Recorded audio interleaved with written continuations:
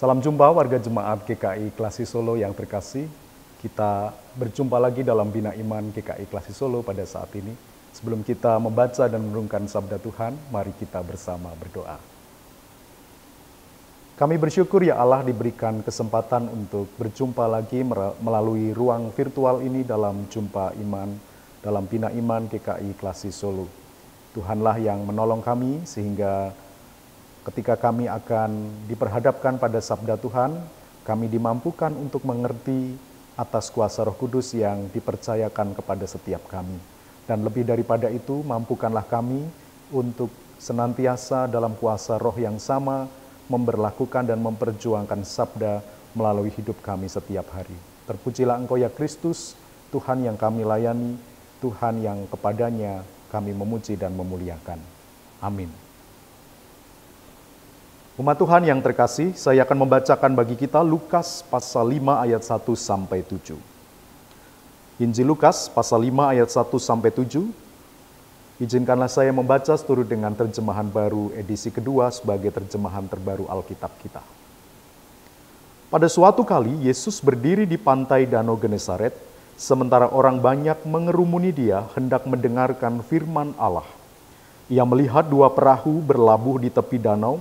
Nelayan-nelayannya telah turun dan sedang membasuh jalannya. Ia naik ke dalam salah satu perahu itu, yaitu perahu Simon, dan meminta dia mendorong perahunya sedikit jauh dari pantai. Lalu ia duduk dan mengajar orang banyak dari atas perahu. Setelah selesai berbicara, ia berkata kepada Simon, "Bertolaklah ke tempat yang dalam dan tebarkanlah jalamu untuk menangkap ikan." Simon menjawab, "Guru, sepanjang malam kami telah bekerja keras, tetapi tidak menangkap apa-apa. Namun karena perkataanmu itu, aku akan menebarkan jala." Setelah mereka melakukannya, mereka menangkap sejumlah besar ikan sehingga jala mereka mulai koyak. Lalu mereka memberi isyarat kepada teman-temannya di perahu yang lain supaya mereka datang membantunya. Mereka pun datang, lalu kedua perahu itu mereka isi dengan ikan hingga hampir tenggelam. Demikianlah Injil Yesus Kristus bagi kita. Kalau kita membaca di ayat yang ke-7 sampai pada endingnya, ya pasti tentu saja judulnya adalah happy ending. Ikan yang didapat oleh Simon terlalu banyak. Bahkan saking banyaknya perahunya tidak muat dan bahkan dibagi kepada perahu yang lain sehingga menjadi dua perahu. Pun perahu itu kedua-duanya hampir tenggelam. Itu untuk menggambarkan bagaimana suasana happy ending itu terjadi ketika dua perahu itu penuh melimpah dengan ikan. Setelah itu tentu ikan hasil tangkapannya dibagi-bagi untuk semuanya, dan saya membayangkan dibagi dengan rata kepada semua nelayan yang pada waktu itu pulang dari melaut tidak mendapatkan hasil tangkapan yang memuaskan atau sangat sedikit. Tapi saudara-saudara yang Tuhan kasihi, kalau kita berbicara di akhir tentu saja happy ending. Tapi proses menuju happy ending, proses menuju berkat berkelimpahan itu yang penting. Maka lalu Yesus ketika dia selesai berkhotbah dan mengajar, dia lalu berbicara kepada Simon, "Bertolaklah ke tempat yang lebih dalam." Yesus mengajak Simon dan mengatakan "Duc in altum" dalam bahasa Latin, bertolaklah ke tempat yang lebih dalam. Apa maksudnya? Ini dapat dimaknai bahwa Simon, mari kita masuk lebih dalam lagi dari sekadar apa yang kamu ketahui, dari sekadar apa yang biasanya kamu kerjakan. Maknailah perkataan demi perkataanku ini lebih lagi. Maknailah lagi perkataan demi perkataanku ini lebih dalam lagi. Simon diajak untuk merevisi batas-batas yang dia buat, sekat-sekat yang dia pancangkan sendiri atas semua pengetahuan yang dia pahami selama ini, termasuk ketika ia menjadi nelayan. Dan Simon diajak oleh Yesus untuk mempercayai hati Tuhan. Maka lalu saudara-saudara yang Tuhan kasihi, kita diajar oleh sabda Tuhan pada saat ini untuk kita bersama-sama diajak. Bertolaklah, melewati batas-batas kita. Batas yang pertama apa? Batas logika kita, cara pandang kita, cara pikir kita. Tentu saja kalau kita membaca Injil saat ini nggak logis kalau Simon harus kembali masuk ke danau untuk menangkap ikan lagi. Bukankah sepanjang malam mereka sudah menebarkan jala untuk menangkap ikan dan gak dapat apa-apa? Hasilnya nol, nihil. Tenaga mereka saya percaya juga sudah terkuras habis. Dan mereka sudah membereskan perahu, pengennya segera mengakhiri hari yang buruk itu untuk pulang, mungkin beristirahat, tidur, dan seterusnya. Karena tenaganya sudah menipis. Tapi itu yang diminta oleh Tuhan, yang diminta oleh Yesus, yang dikatakan oleh Simon guru bagi mereka.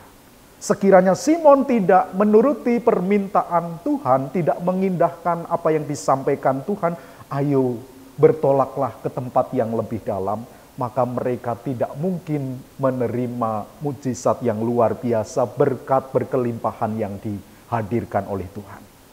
Simon dalam logika pikirnya tentu punya banyak sekali alasan yang logis untuk mengatakan, enggak guru, stop guru, aku sudah capek, kami sudah menebarkan jala, berulang kali enggak dapat apa-apa.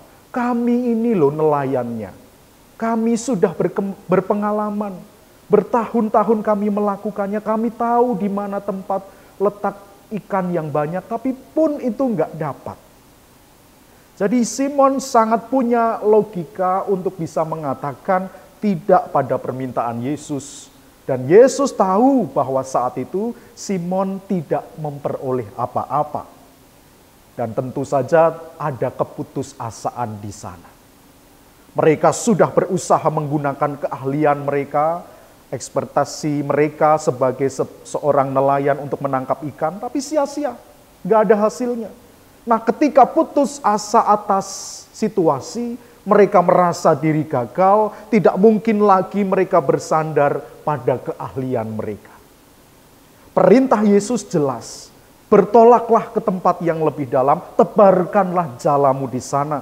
Memberi kesan apa? Bahwa memang masih ada cara lain untuk mendapatkan ikan. Di luar nalar dan logika berpikir mereka yang sebenarnya juga terbatas. Cara itulah. Dan itulah mengapa Yesus meminta, sekalipun mereka sudah membuktikan bahwa mereka gagal, Yesus meminta, ayo coba lagi. Ayo kerjakan lagi yang lebih dari ini.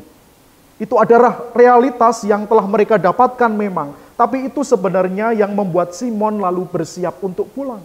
Tetapi Yesus meminta, maka mereka pun melakukannya. Dan ini titik poinnya, turning poinnya, titik baliknya. Akhirnya ketaatan mereka menghasilkan pengalaman yang luar biasa. Ketaatan mereka yang melampaui logika berpikir mereka sebagai seorang nelayan, pada akhirnya berjumpa dengan rencana Tuhan yang baik atas mereka. Nah, pengalaman Simon dan teman-temannya membuktikan bahwa pekerjaan Allah senantiasa tetap dapat dinyatakan dan dihadirkan, sekalipun secara logika berpikir ini jauh dari apa yang kita sudah pikirkan, apa yang sudah kita mungkin rencanakan, apa yang sudah kita bayangkan. Dan mujizat itu berlaku melebihi logika yang paling masuk akal sekalipun. Mujizat melampaui bahkan kegagalan yang telah dijumpai oleh para nelayan ini. Nah, untuk menikmati berkat Tuhan itu, sikap hidup yang menjadi kunci kesuksesan bagi Simon adalah ketaatan atas apa yang Yesus minta. Saudara-saudara, kerap kali memang ketaatan itu melampaui logika berpikir kita. Dia melampaui sekat-sekat yang kita sudah buat, boundaries yang kita sudah canangkan sendiri, berbagai tembok-tembok yang mungkin kita sudah bangun sendiri. Dia mesti melampaui apa yang sudah atau apa yang telah kita logikakan. Dan itu membuktikan, sekalipun pengalaman membuktikan kegagalan baru saja terjadi, tapi sikap taat dari Simon memungkinkan bahwa rencana Tuhan dijalankan dan keberhasilan itu diraih secara ajaib. Nah, sahabat-sahabat Kristus yang dikasihi Tuhan, seringkali kita juga dihambat oleh logika kita. Batas-batas, sekat-sekat yang kita buat sendiri. Apalagi logika itu dibangun dari mungkin pengalaman kita pernah gagal dalam satu situasi dan yang lainnya, dan hal yang lainnya. Kita lupa bahwa kalau kita mau melangkah lebih jauh dalam ketaatan, maka kita nggak berjalan sendiri. Ketika kita berani membuka sekat-sekat kita sendiri, Tuhan bekerja di sana menghadirkan jalan keluar atas berbagai hal yang mungkin untuk kita pandang ini nggak make sense. Bukankah dalam hidup kita seringkali kita menemui pengalaman yang nggak make sense? Saya menjumpai dalam berbagai pelayanan ada banyak peristiwa yang nggak make sense tapi terjadi karena perkenanan dari Tuhan. Misalnya dalam hidup kita sehari-hari, dalam mencukupi kebutuhan kita sehari-hari. Rasanya kalau dikalkulasi, semua kebutuhan ini nggak cukup dengan pendapatanku. Aku mesti nyekolahin anak, aku mesti mengeluarkan banyak pengeluaran untuk macam-macam hal yang menjadi kebutuhanku. Tapi ketika lalu dikerjakan dengan ketaatan kepada Tuhan, di akhir bulan kita menemui cukup ternyata. Padahal kalau dihitung nggak cukup. Nah, ketaatan kepada Tuhan menghadirkan Tuhan membuka kembali jalan-jalan keluar. Kita kerap kali terpenjara dengan tembok-tembok logika yang kita bangun sendiri. Kalau hal-hal ini terjadi pada kita, maka sesungguhnya kita sebenarnya sedang menutup pintu yang memungkinkan campur tangan Tuhan bekerja melalui kehidupan kita.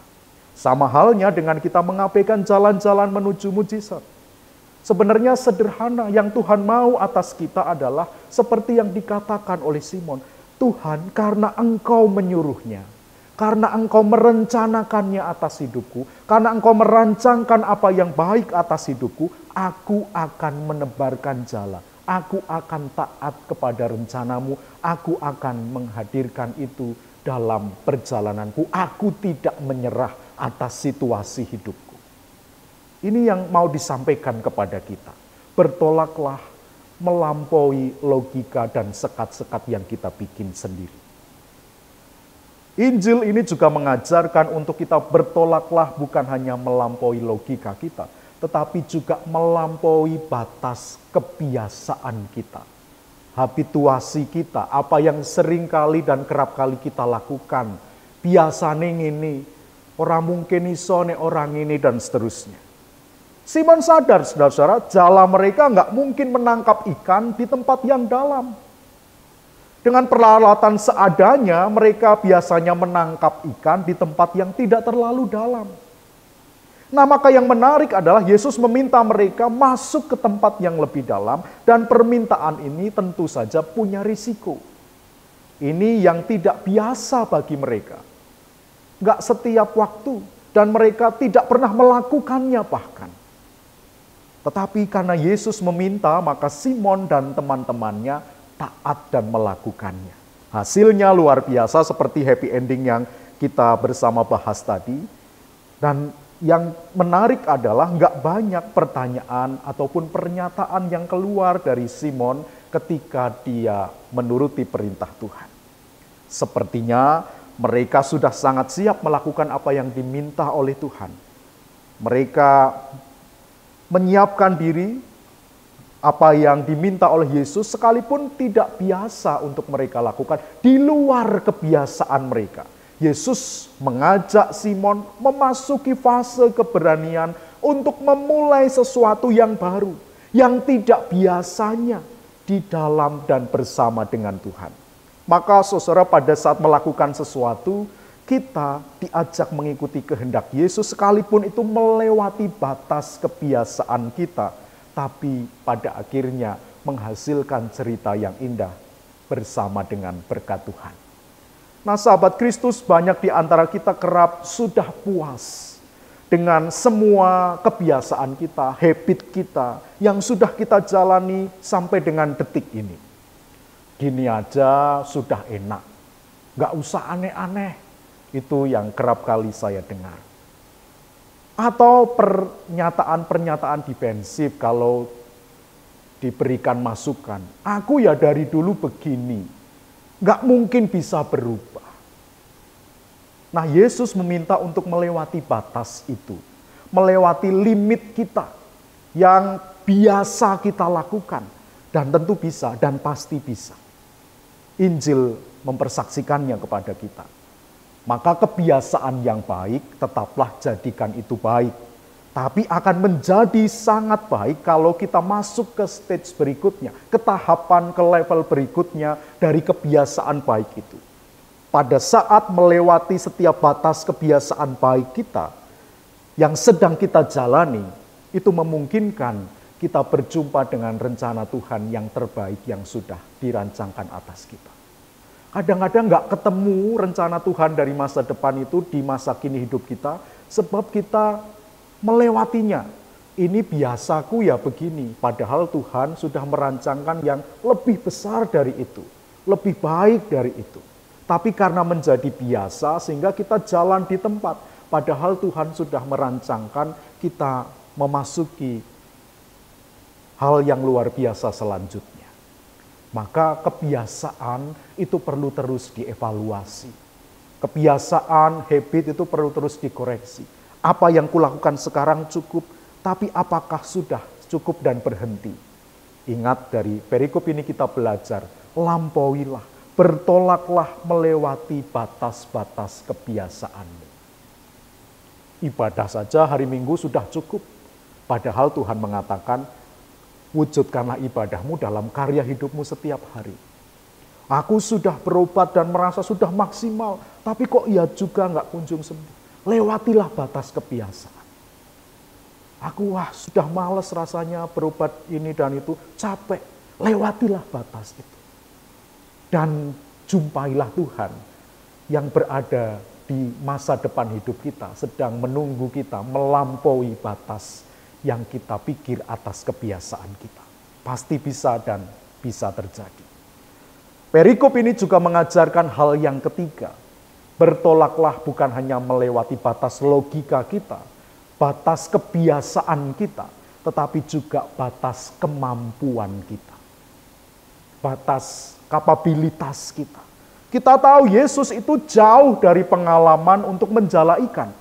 Yesus hanya anak seorang tukang kayu, lebih akrab dengan mungkin gergaji dan peralatan pertukangan lainnya, pahat dan seterusnya. Sangat berbeda dengan Simon dan teman-temannya yang memang sehari-hari menjala ikan. Tapi pada momen ini Simon memberikan telinganya, mendengarkan sepenuhnya, mengarahkan hatinya, memberikan tangannya untuk berjalan dan bekerja bersama dengan Yesus. Kepercayaan penuh kepada kata-kata Yesus inilah yang membuat lalu Simon menjadi taat. Bisa saja mereka berpikir soal menangkap ikan, aku lebih mengerti. Itu bukan kapasitasmu, guru.